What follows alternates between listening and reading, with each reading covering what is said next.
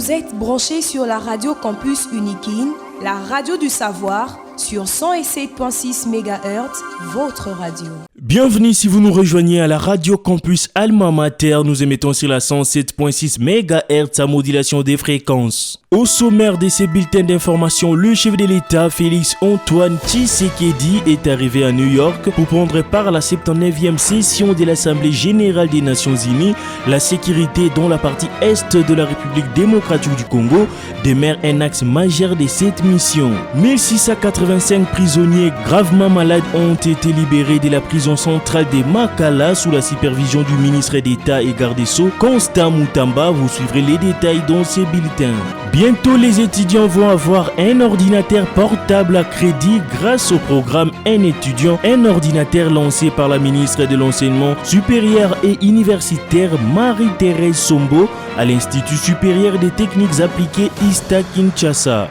À la présentation de ces bulletins d'information, Glodav Boloy. Comme annoncé au sommaire, 79e session de l'Assemblée générale des Nations Unies, le chef de l'État, Félix Antoine Tshisekedi, est arrivé à New York pour prendre part à cette session qui se déroule du 22 au 27 septembre 2024, un rendez-vous international d'importance pour la diplomatie congolaise. 1685 prisonniers gravement malades ont été libérés de la prison centrale de Makala sous la supervision du ministre d'État et garde des Sceaux, Constant Mutamba. Une opération qui s'est étendue sur plusieurs heures de 14h à 20h avec les bus du ministère et de la société Transco transportant les détenus le plus faibles. Révolté par les conditions de détention, le ministre Constant Mutamba a ordonné des mesures immédiates, désinfection de pavillons, approvisionnement en médicaments, une révision systématique des cas pour désengorger davantage la prison centrale de Makala. Bientôt, les étudiants vont avoir les ordinateurs portables à crédit grâce au programme Un étudiant, un ordinateur lancé par la ministre de l'Enseignement supérieur et universitaire Marie-Thérèse Sombo lors d'une cérémonie tenue à l'Institut supérieur des techniques appliquées ISTA Kinshasa. Les détails avec Jonathan Kachama. La ministre de l'Enseignement supérieur et universitaire, Marie-Thérèse Sombo, a lancé à l'Institut supérieur des techniques appliquées, ISTA, le projet de modernisation et numérisation de son secteur dénommé Un étudiant, un ordinateur. Le projet vise, selon la ministre, à mettre sur pied un système éducatif performant et équitable. Ce projet est exécuté par Matic Entreprise, une structure congolaise spécialisée dans l'assemblage des ordinateurs portables avec une capacité de production mensuelle de 5000 unités. Les objectifs de ce projet sont multiples et tous tournés vers la réussite et la bonne qualité de l'enseignement et de la recherche sans lequel le service de la communauté est impossible. Ces projets visent 3 objectifs, notamment apporter un soutien au système licence master doctorant LMD adopté en RDC mais qui rencontre quelques difficultés parmi lesquelles l'accès à l'outil informatique. 2. Encourager l'innovation et l'esprit d'entrepreneuriat. 3. Soutenir l'économie locale et les jeunes entrepreneurs. Signalons que le directeur général Matic Entreprise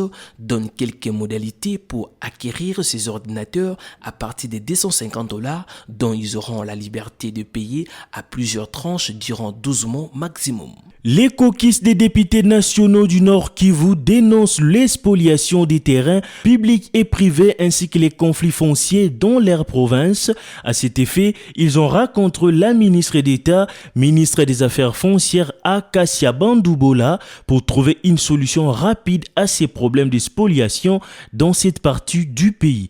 On écoute le député Safiri Jacques qui donne les détails de cette rencontre. Caucus des députés nationaux du Nord Kivu vient d'avoir une séance de travail avec la ministre d'État en charge des affaires foncières sur des questions des terres au Nord Kivu. Nous avons rencontré la ministre très disposée à nous écouter.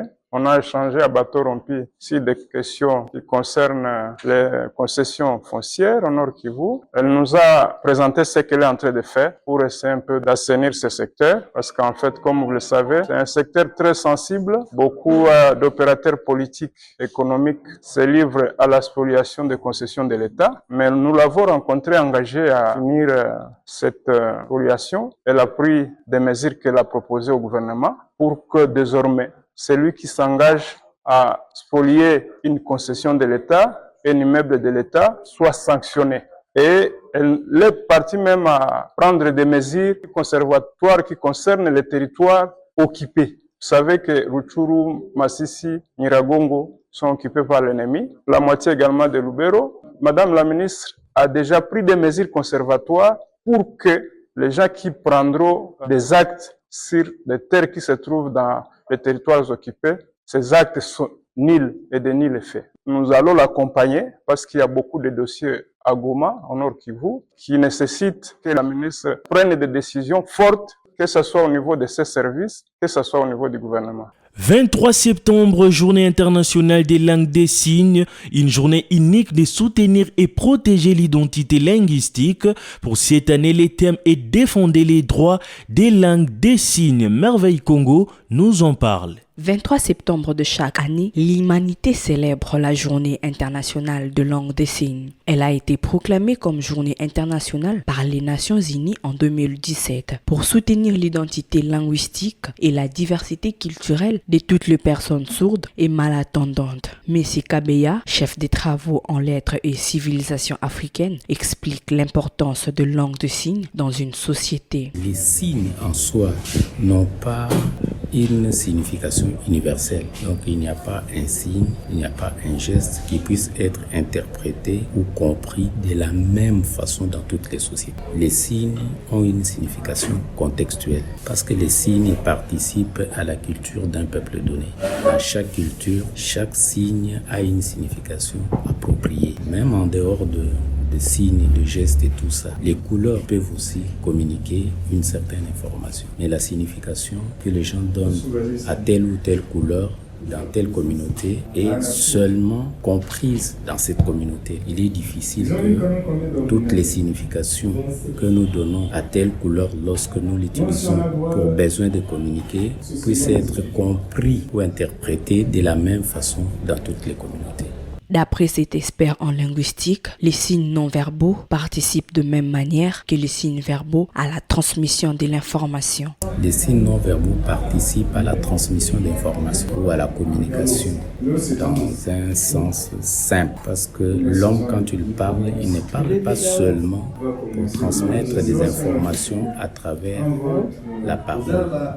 Il peut communiquer à travers plusieurs signes. Il peut communiquer à travers du geste, il peut communiquer à travers les signes de visage, à travers sa tête, à travers les mouvements du corps. Il s'est dénoté que, d'après la Fédération mondiale de sourdes, il existe environ 72 millions de personnes sourdes dans le monde et 80% d'entre elles vivent dans des pays en développement. Parlons santé, la situation épidémiologique de la maladie des monkeypox en République démocratique du Congo s'est améliorée. Le ministre de la Santé, Roger Kamba, a présenté un rapport marqué par la notification des 51 cas d'admission, de 220 cas actifs et des 36 cas de guérison, portant ainsi l'équilibre des guéris à 11 097 cas.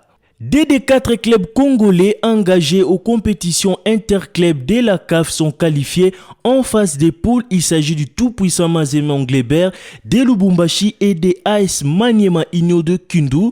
De l'autre côté, les 2 autres clubs congolais en Coupe des Confédérations sont éliminés. Il s'agit de l'AS Vita Club de Kinshasa qui a fait un match nul de 1 but partout au stade des Martyrs et le Football Club Lupopo de Lubumbashi battu à domicile 2-1 par le Football Club Bravo d'Angola. Douche froide pour les 2 clubs congolais éliminés en Coupe de la Confédération africaine. Vous l'avez compris, c'est la fin de ces bulletins d'information présentés par Glodave Boloy. Je vous rappelle le principal titre. Le chef de l'État, Félix Antoine Tshisekedi, est arrivé à New York pour prendre part à la 79e session de l'Assemblée générale des Nations unies. La sécurité dans la partie est de la République démocratique du Congo demeure un axe majeur de cette mission. 1685 prisonniers gravement malades ont été libérés de la prison centrale de Makala sous la supervision du ministre d'État et garde des Sceaux Constant Moutamba. Vous avez suivi les détails dans ces bulletins. Bientôt, les étudiants vont avoir les ordinateurs portables à crédit grâce au programme Un étudiant, un ordinateur lancé par la ministre de l'Enseignement supérieur et universitaire Marie-Thérèse Sombo à l'Institut supérieur des techniques appliquées ISTA Kinshasa. Vous avez suivi les détails dans ces bulletins. Concours rédactionnel Jean-Paul Mbouya Koutoumissa, Jonathan Kachama, Projet Lit Nganabanga, Merveille Congo, à la réalisation Emmanuel Boutela. Côté technique, nous avions Sylvain Tizungu, assisté par Caleb Ovungo, sous la supervision de Lixen Kinonu. Restez branchés sur la 107.6 MHz, la Radio Campus Alma Mater, la radio du savoir.